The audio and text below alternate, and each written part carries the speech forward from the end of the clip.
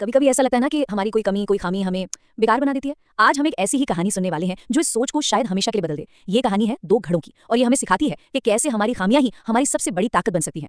अच्छा, कहानी शुरू करने से पहले इस एक बात को जरा मन में रखते हैं। ये हमें याद दिलाता है कि हम सब जैसे भी हैं, अपनी सारी खूबियों और खामियों के साथ अपने आप में बहुत खास और कीमती हैं। तो हमारी कहानी घूमती है एक मेहनती किसान और उसके दो मिट्टी के घड़ों के आसपास। इन घड़ों के साथ वो रोज तालाब से पानी लाया करता था। पर ये सिर्फ कोई आम घड़े नहीं थे, इनकी अपनी एक कहानी थी। हर सुबह जैसे ही सूरज उगता, किसान अपने कंधे पर एक डंडा रखता और उसके दोनों सिरों पर लटके दो घड़ों को लेकर तालाब की तरफ चल पड़ता। ये उसका रोज का काम था, एक बहुत ही साधारण सा काम जो आगे चलकर एक बहुत गहरे सबक की वजह बनने वाला था। पर बात ये थी कि ये दोनों घड़े एक जैसे नहीं थे। एक घड़ा एकदम सही सलामत था और हर बार पूरा का पूरा पानी घर तक लाता था और उसे अपनी इस काबिलियत पर बहुत गर्व भी था। और वहीं जो दूसरा घड़ा था, उसमें एक छोटी सी दरार थी, तो रास्ते में ही उसका आधा पानी गिर जाता था और वो अपनी इस कमी की वजह से बहुत शर्मिंदा रहता था।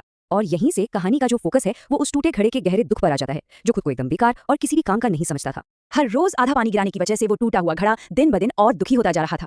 उसे लगता था कि वो किसान की सारी मेहनत बर्बाद कर रहा है और अब वो किसी काम का नहीं बचा। और फिर एक दिन उसकी निराशा इतनी बढ़ गई कि उसने हिम्मत करके किसान से कह ही दिया, मैं किसी काम का नहीं रहा, मेरी इस कमी की वजह से आपकी आधी मेहनत बेकार चली जाती है। अब वक्त आ गया है कि आप मुझे छोड़कर कोई नया घड़ा ले आइए। लेकिन किसान ने जो जवाब दिया ना, उसने सब कुछ बदल कर रख दिया। उसने गुस्सा नहीं किया, बल्कि बहुत प्यार और समझदारी दिखाई और एक ऐसा राज खोला जिसकी किसी को उम्मीद ही नहीं थी। किसान ने मुस्कुराते हुए उस घड़े की तरफ देखा और बस इतना कहा, अरे दुखी मत हो, खुद को इतना छोटा मत समझो। उसकी इस जेंटल सी बात ने कहानी का रुख ही मोड़ दिया। मतलब सच्ची समझदारी सख्ती में नहीं, प्यार में होती है। किसान के इस अजीब से सवाल ने ना एक सस्पेंस बना दिया। अब ये जानने का इंतजार था कि आखिर वो क्या दिखाने वाला है, आगे क्या होने वाला है। और अब आता है कहानी का सबसे खूबसूरत हिस्सा, वो पल जहाँ एक कमी एक बहुत बड़ी ताकत में बदल जाती है। तो अगले दिन जब वो वापस लौट रहे थे, टूटे घड़े ने पहली बार एक चीज पर ध्यान दिया। रास्ते के जिस तरफ वो लटका हुआ चलता था, ठीक उसी तरफ रंग बिरंगे बहुत ही सुंदर फूलों की एक लंबी सी कतार खिली हुई थी। ये नजारा ऐसा था कि एक पल के लिए तो वो अपना सारा दुख भूल गया।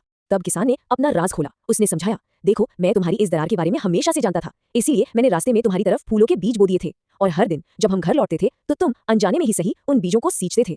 आज ये जो खूबसूरत रास्ता बना है ना, ये तुम्हारी वजह से ही है। किसान के ये शब्द इस पूरी कहानी का सार है। मुझे तुम्हारी कमी पता थी, लेकिन मैंने तय किया कि मैं उस कमी को ही तुम्हारी सबसे बड़ी ताकत बना दूंगा। तो असल में ये सिर्फ एक टूटे घड़े की कहानी नहीं है, ये कहानी हमारी और आपकी है। चलिए देखते हैं कैसे। देखिए, ये कहानी हम सबके बारे में है। हम सब में कोई ना कोई ऐसी दरार, कोई ना कोई ऐसी कमी होती है जिसे हम अपनी कमजोरी मान बैठते हैं।